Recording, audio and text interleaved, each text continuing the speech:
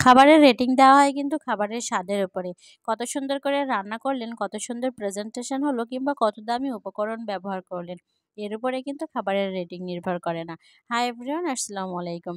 আজ আমি আপনাদের সাথে খুবই সহজ উপায়ে একটা বিরিয়ানির রেসিপি শেয়ার করব, যেটা আমি মাঝে মধ্যেই আমার বাসায় করে থাকি। আর দোকানের কেনা যে কোনো বিরিয়ানি থেকে এটা কিন্তু কোনো অংশেই কম লাগবে না, একটু বেশিই ভালো লাগবে। তো আমি প্রথমে আমার পোলাও পাতা গাছটা আপনাদেরকে দেখিয়ে দিচ্ছি। এরপরে চলে আসলাম আমি রান্নাঘরে। আমি এখানে আজকে 1.5 কেজি থেকে কিছুটা কম 5 পোয়া পরিমাণ চাল আর 1.5 কেজি থেকে একটু বেশি মাংস নিয়েছি বিরিয়ানি রান্না করার জন্য। আর এখানে আপনারা দেখতে পেলেন বড় সাইজের 4টা পেঁয়াজ, 4টা রসুন নিয়েছি আর কয়েক ইঞ্চি আদা নিয়েছি। সব কিছু আমি সুন্দরভাবে এখানে কেটে বেছে নিয়েছি আর সেই সাথে নিয়েছি চীনাবাদাম।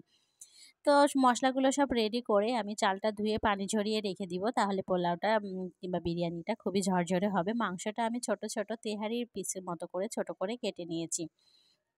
তো চুলায় তেল গরম হতে দিয়েছি। তেল গরম হলেই কিন্তু বেরেস্তা তৈরি করা যায়, অন্যথায় করা যায় না।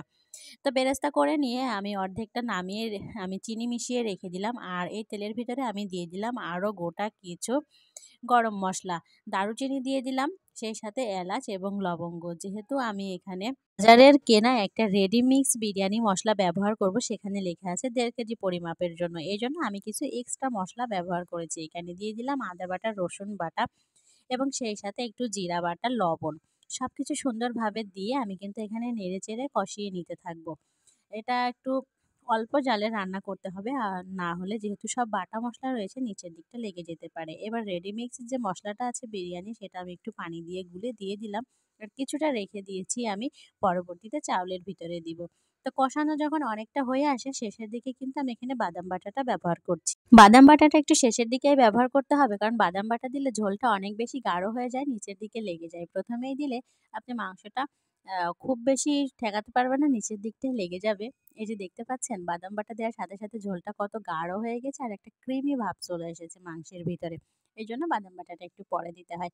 এদিকে মাংসটা এবার আমি ঢেকে দিব অল্প একটু পানি দিয়ে, আর দিয়ে দিলাম একটু কাঁচামরিচ। এটা অপশনাল, এটা আপনারা না চাইলে নাও দিতে পারেন। কারণ কাঁচামরিচটা দিলে আমার কাছে খেতে ভালো লাগে। খাবারের সময় আমি এটা একটু ভেঙে ভেঙে নিয়ে খেয়ে থাকি। খুবই মজাদার হয়ে থাকে আমার কাছে। এদিকে চলে আসলাম আমি এবার চালটা রেডি করার জন্য। তো এখানে কিছু গরম মসলা দিয়ে দিলাম আমি তেলের ভিতরে।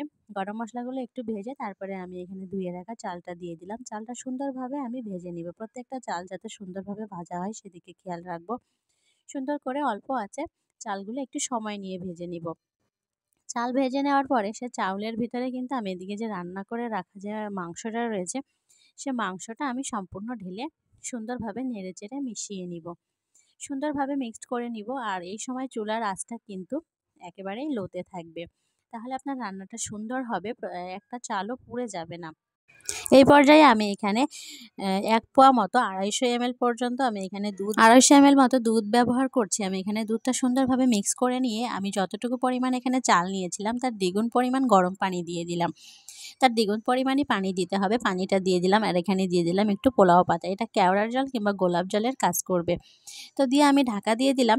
এবার যখন বিরিয়ানিতে পানিটা প্রায় সমান সমান হয়ে আসে তখন আমি চুলাটা বন্ধ করে দিয়েছি। বন্ধ করে দিয়ে একটু নাড়াচাড়া দিয়ে ওপরের দিকে পেঁয়াজের বেরেস্তাটা ছড়িয়ে দিয়ে আমি ঢাকনাটা দিয়ে দিয়েছি। এইভাবে রেখে আমি আরেকবার ঢাকনাটা খুলে ওপর নিচ করে এটাকে নেড়ে দিব। তারপরে আমি সার্ভ করব। সার্ভ করার জন্য আমরা এখানে ব্যবহার করব লেবু, সেই সাথে টমেটো রয়েছে, শসা আর একটা কোল্ড ড্রিঙ্কস রয়েছে। কাঁচামরিচ, পেঁয়াজ এগুলো দিলে এর স্বাদ